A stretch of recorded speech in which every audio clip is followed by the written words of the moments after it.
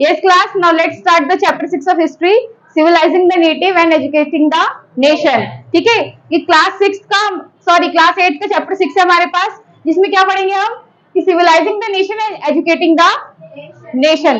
कि नेटिव्स मतलब क्या होता है, लोग, पीपल। ठीक है, कि लोगों को सिविलाइज बनाना। सिविलाइज मतलब क्या होता है कि एक सोसाइटी में वो लोग क्या कर सके, स्टे कर सके कुछ लोगों के साथ, यानी कि ना उनको बात करने में दिक्कत हो, ना उनकी अंडरस्टैंडिंग खराब हो, ना उनको सिग्नेचर करने में दिक्कत हो, यानी कि एक सिविलाइज्ड पर्सन बन जाए। सिविलाइज्ड इन द सेंस का लिटरेट पर्सन, कि वो किसी भी दूसरे पर्सन के साथ कॉप अप कर सके, उस चीज को क्या कहते हैं, सिविलाइजिंग। अगर आपको सिंपल टर्म से बताया जाए तो। ठीक है, चैप्टर का नाम है सिविलाइजिंग द नेटिव, लोगों को सिविलाइज करना, एजुकेटिंग द नेशन, पूरे राष्ट्र को, पूरे नेशन के अंदर जितने लोग हैं सबको क्या एजुकेशन प्रोवाइड करना। ये चैप्टर आपका किससे लिया गया है, किसके बाद से कंटिन्यू है, जो रिवॉल्ट ऑफ 1857 था, राइट। मंगल पांडे में से रिवॉल्ट ऑफ 1857 स्टार्ट हुआ था। उस चैप्टर में हमने क्या पढ़ा था कि जो ब्रिटिशर्स थे उन्होंने क्या करा था, हम सोल्जर्स को, इंडियन सोल्जर्स को क्या करा था, फोर्स करा था, फोर्सफुली उन्हें कहा था कि आपको जो काउस और पिग्स के बने हुए कार्ट्रिजेस है उनको यूज करना है। बट आफ्टर दे डिनाइड, तो ब्रिटिशर्स ने, उन्होंने क्या करा, इंडियंस ने, उन्होंने कहा हम इनके अगेंस्ट क्या करेंगे, रिवॉल्ट करेंगे। रिवॉल्ट करते करते जब इंडियंस एक टाइम पे उन्होंने काफी कुछ कैप्चर कर लिया इंडियंस ने, तो ब्रिटिशर्स ने क्या करा था, दोबारा से कम बैक किया था। दोबारा से क्या करा ब्रिटिशर्स ने, कम बैक किया था। ठीक, कम बैक करने के बाद ब्रिटिशर्स ने क्या कहा कि हमने कम बैक तो कर लिया है, बट हमने क्या करा, इनके जो मेन लीडर थे लाइक बहादुर शाह जफर, रानी लक्ष्मीबाई तात्या, तो इन सबको हमने क्या कर दिया, मार दिया है।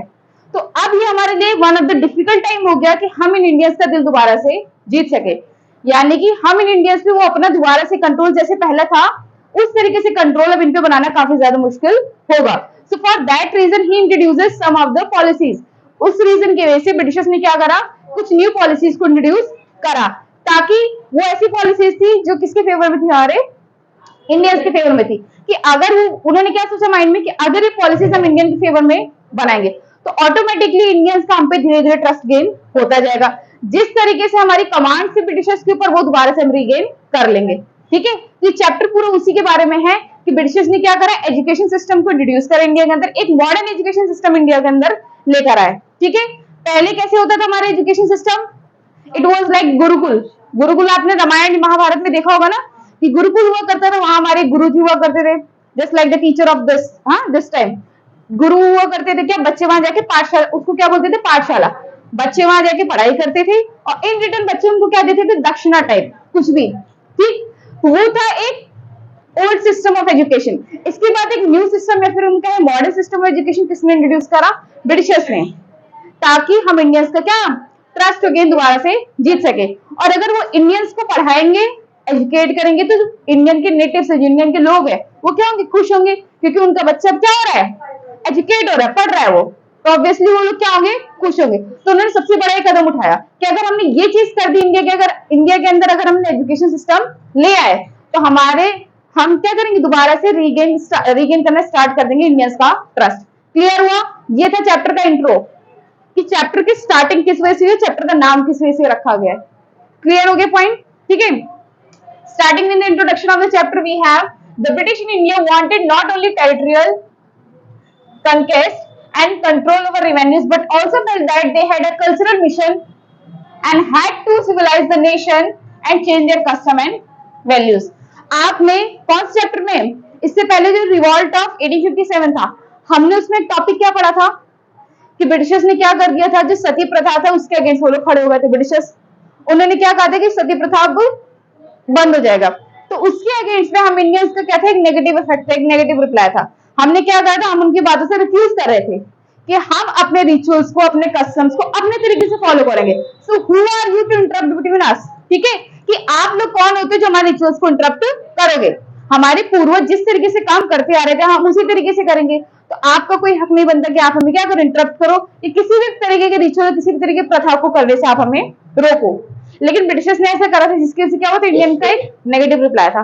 तो अब वो ऐसा काम कर रहे हैं जो किसके फेवर में होगा, सारा इंडियंस के फेवर में होगा। क्लियर। तो यहाँ पे बोला बच्चे कि the British in India wanted not only territorial conquest, कह रहे जो ब्रिटिशर्स जब इंडिया के अंदर आए थे वो केवल इस पर्पज से नहीं आए थे कि क्या, wanted not only territorial conquest and control over revenues. ठीक है, जो ब्रिटिशर्स थे ये चीज तो हमको पता है, उन्होंने स्टार्टिंग इंडिया के अंदर कैसे करी थी, ट्रेडिंग से एंटर हुआ और ट्रेडिंग के एंटर करते के साथ साथ ट्रेड टेरिटरीज को कैप्चर करना स्टार्ट करा। We had the chapter second आएगा है ना, फ्रॉम ट्रेड टू टेरिटरी, कि उन्होंने ट्रेडिंग के मीडियम से एंटर करा इंडिया के अंदर और टेरिटरीज को कैप्चर करना स्टार्ट करा। तो बोला है जो ब्रिटिशर्स थे वो केवल इंडिया के अंदर इस मोटिव से नहीं आए थे कि हम वहां की सारी जो स्टेट्स है, एरिया है, सारी टेरिटरीज को कैप्चर कर लेंगे या फिर वहां से जितना रिवेन्यू कलेक्ट होता है उनको अर्न कर लेंगे, बिकॉज दे न्यू कि India is a rich country, है ना। उस टाइम पे क्या India one of the richest country में से मानी जाती थी।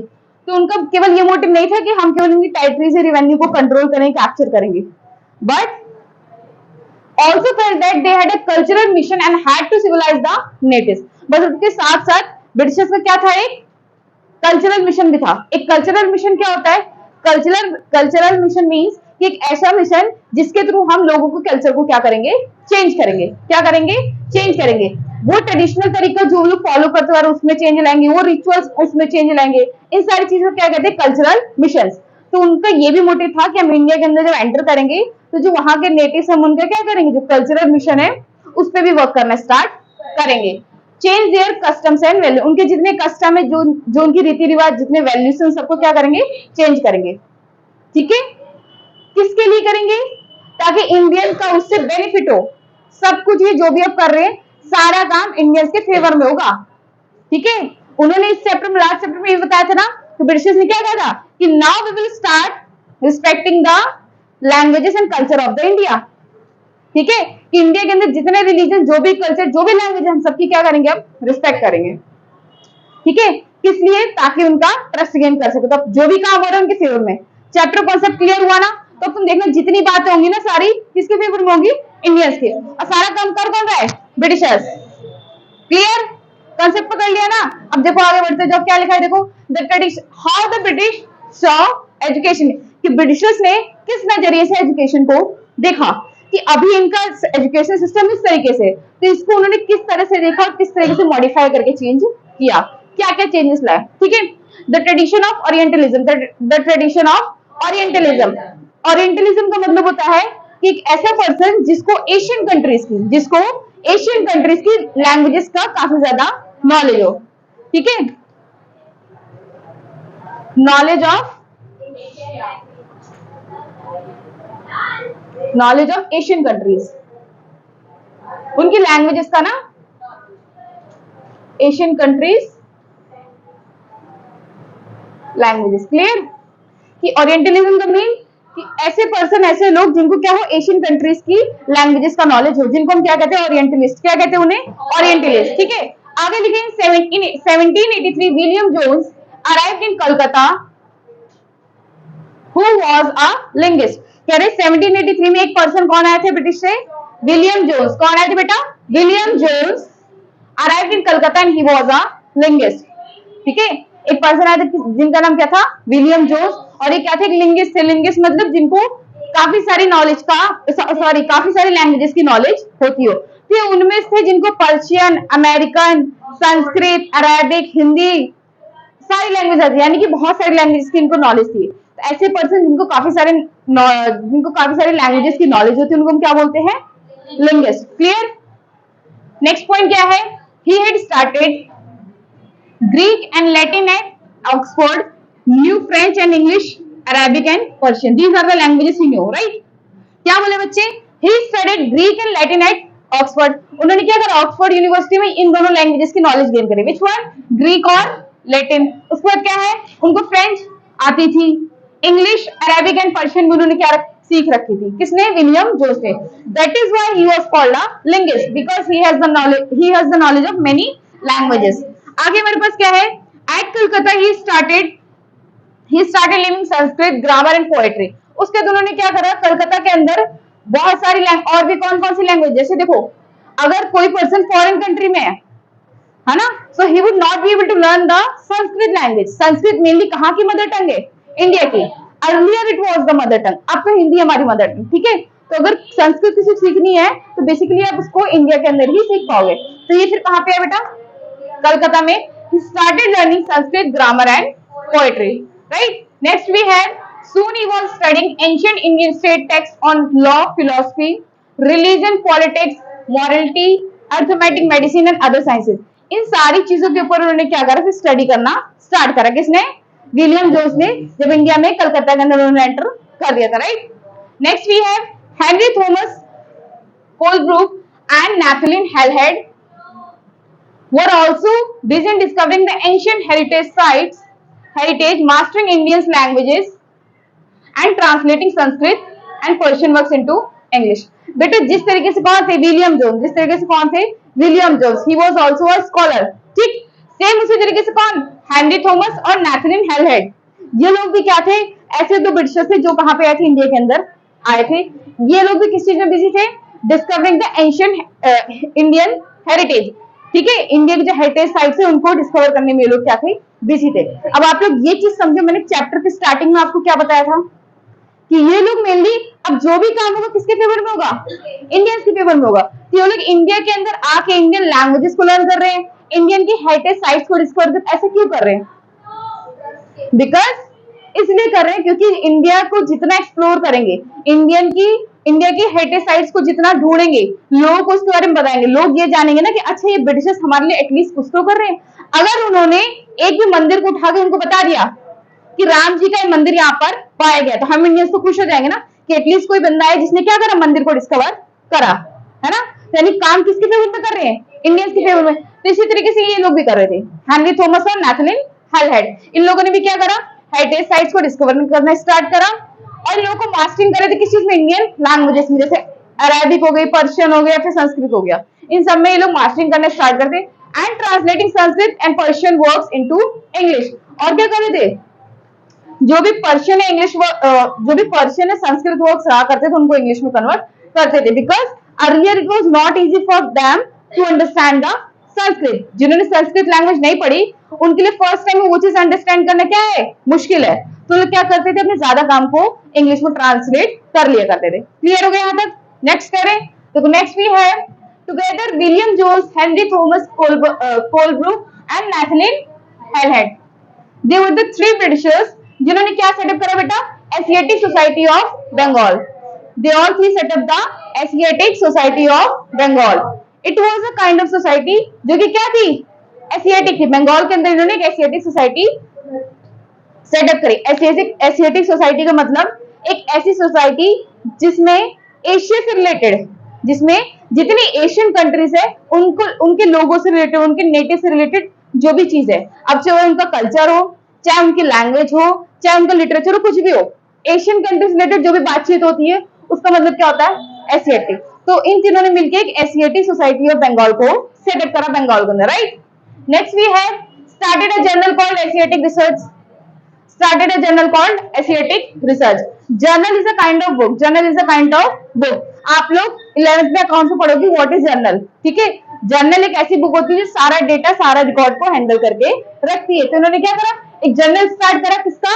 जिसको हम क्या कहते थे? एशियाटिक रिसर्च, जिसमें रिसर्च से रिलेटेड सारी बातें, सारा डेटा रिकॉर्ड रहा करता था।